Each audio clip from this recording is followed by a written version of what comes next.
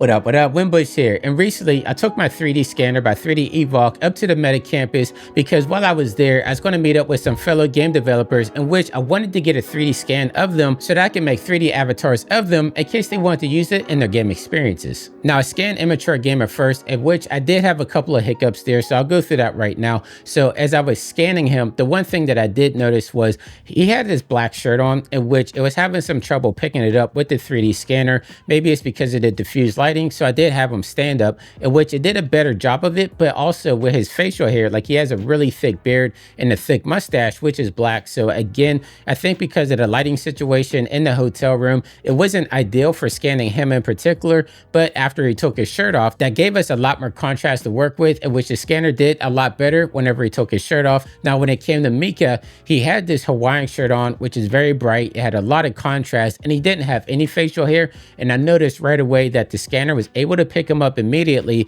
and I almost got a perfect scan right off the bat with him. And since I did use my Dell Max Pro laptop up there, I was able to get the scan of the guys, so I only had to worry about getting the scans while I was there, and then I could just pack it up, bring it home, and work on it some more. So using the 3D Evoc Studio, this is the point cloud that I saved out for Immature Gamer. This is the scan that we did without a shirt because I felt like that was the best scan that we got. If you look inside the viewport here, you see that we have some stragglers that are just hanging out there, so you could go through and easily select those and clean them up so that whenever you go to do the wrap, you're not going to have all these different extra mesh pieces that are hanging around. I think if I had a better lighting setup in there, I could got a lot better scan of his facial hair, but I'm pretty happy with what it caught of his face because at the end of the day, I'm going to be using Character Creator 5, and really all you need is a face scan to be able to build out the rest of the character. But then if we look at 3D Evoc Studio with Micah scanning here, now this is the point cloud from Micah. As you can see, it was almost perfect. It's missing the right side of his head, or maybe that's the left, but I did get the ears in there and everything. And again,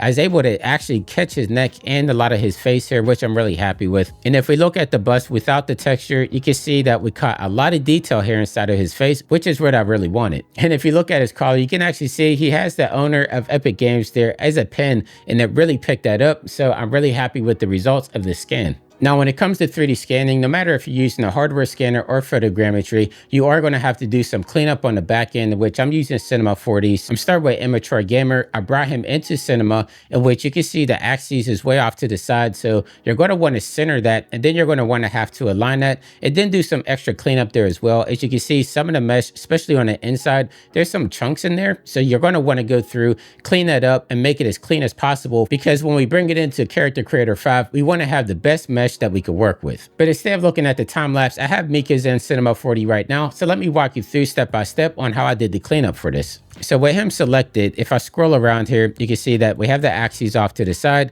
So I'm just going to come up here to tool, come down here to axes. I'm going to center out the axes. As you can see, with the points, the clouds, all objects, it execute.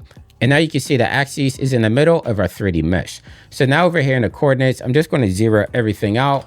And then I'm just going to line them up top as well. And then I'm just going to rotate them 90 degrees so that he's set in the upright. Now, as I swing around here to the back, you can see that we have some mesh chunks in here, in which I can easily get rid of these. So I'm going to come up here. I'm just going to select on polygons. Then I'm just going to find some stragglers, double click on it, and just go through and just clean a lot of these up. And once you cleaned up the mesh enough, I don't really need anything below the neck here. So I'm going to get rid of all the polygons here that are around his chest area and around his shoulders. So we're just going to come back up here. Again, I'm just going to select all these regions and do it from like a sideways profile, maybe something like that. Now, when I zoom back in, you can see I have a pretty good portion here. So I have from his Adam's apple up, we have the ears, we have the face, we have the nose, which is mainly what we want. Now, the last thing before we save this out as an FBX is we want to make sure that this is facing in the right direction. So my way of doing that is coming down here, and I'm just going to put a camera in here, and I'm going to zero the camera out like so. And then let me take my mesh, and I'm going to move this up. So let me select my mesh, move this up, see what direction our camera is facing, and you can see that it's facing over here to the left, and so is the face. So that means I want to rotate my face so that it's facing the camera. So again, I'm just going to actually name this one face. I'm just going to rotate him around about 180 degrees so that he's facing the camera. So when we bring this in the Character Creator, it's going to be facing the right direction. So now I'm going to go up and delete my camera out, And I'm going to bring in just the character, which we have this figure in here, because I want to make sure the face is going to be around the right sizing. So if I have my character in here, it's just this mannequin, you can see that the head came through extremely large. So I'm just going to bring this down by 50%. Let's see how that looks.